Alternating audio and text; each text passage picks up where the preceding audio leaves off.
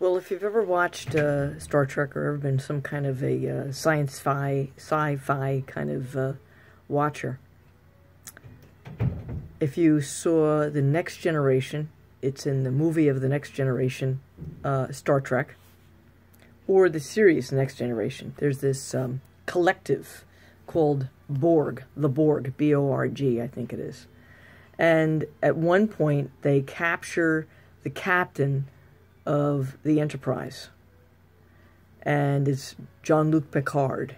Okay, they capture him, and he becomes part Borg. And I don't know how he's rescued, but it's a whole thing. All right. So they show that in the series, and then there's a movie made from that, extrapolated from that. And their one thing they say is, resistance is futile. Resistance is futile. Well, I have to tell you something. Resistance is not futile when it comes to you making decisions about what you're going to do about your problems with your body. When the body has breakdowns, like tendon, I'm talking about soft tissue, tendon, or even joint. Now, I can't even talk about joint. That just because you have this or that doesn't always mean that the first thing that one doctor says is exactly how it should be treated. I really encourage second and third opinions or fourth opinions. It depends, okay, on what it is.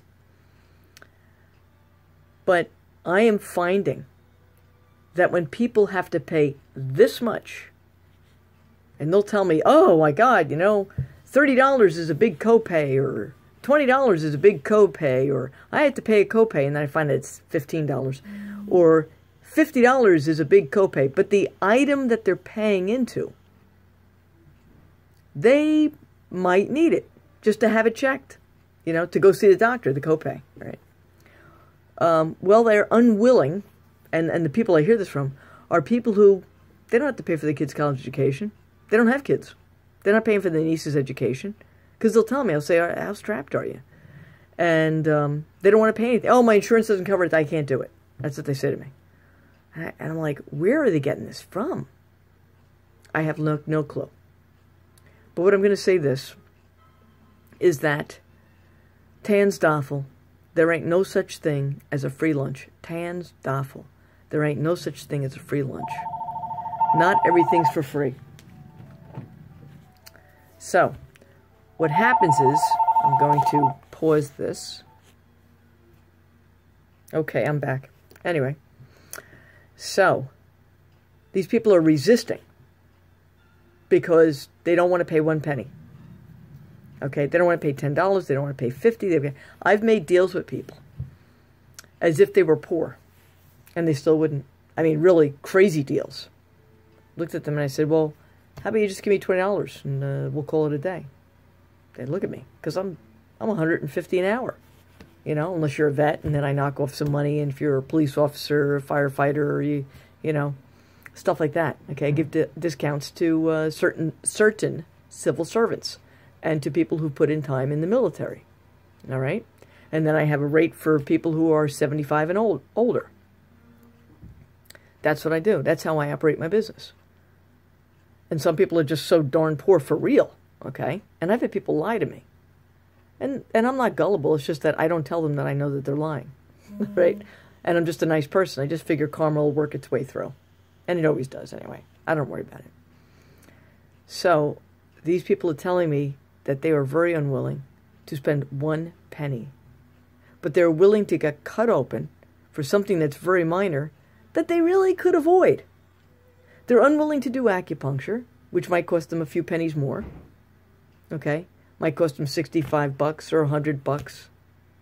Okay, but for thousands and thousands and thousands of dollars and a $50 copay, they'll go and they'll have surgery, which actually costs them a lot more money in the end. It does, but actually it costs everybody else more money, because what are they doing? They could be lowering their resistance while they're under the knife. They could have other medical problems. That's what I'm noticing. That'll be exacerbated because they went under the knife on an elective surgery. That's what I'm seeing. And they don't realize it's elective. But it is elective. because they're not an NFL player and they're not playing tennis and they're bad. They're just, they're sitting around, literally.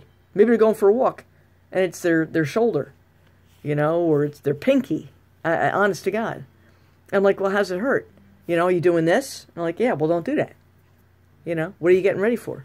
Are you really, well, I decided to do this and then I did it. But if I ever have to do that again, which I said, when was the last time you did it? Oh, 3 years ago.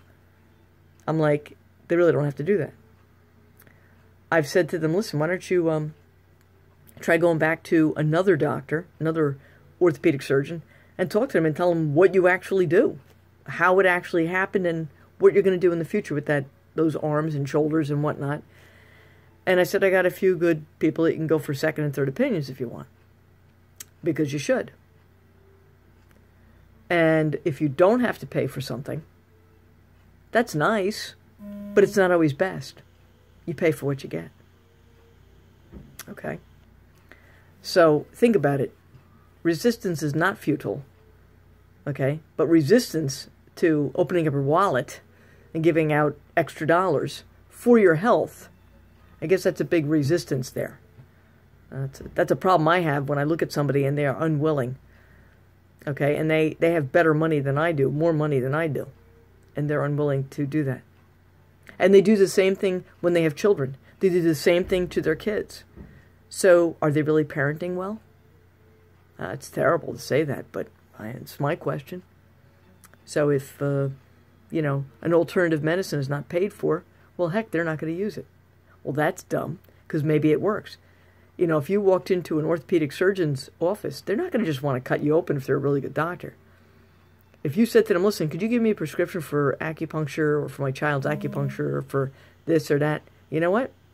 I have a lot of doctors that write prescriptions for that, who are orthopedic surgeons or spine surgeons or neurologists. People who make money out of giving you pills or needles or having you get surgery. And the good ones just are like, oh, if that's what you want, no problem. I've had doctors comment to clients of mine, oh, you don't want to get cut open. Well, that's fine with me. How about you just do PT and then we call it a day? Oh, okay. You'd be surprised how a doctor would respond. You got to give them credit for that they're going to turn around and respond differently. They're going to respond to what you ask them and what you demand. It's a business. Remember that. Have a great day. Stay safe and be well.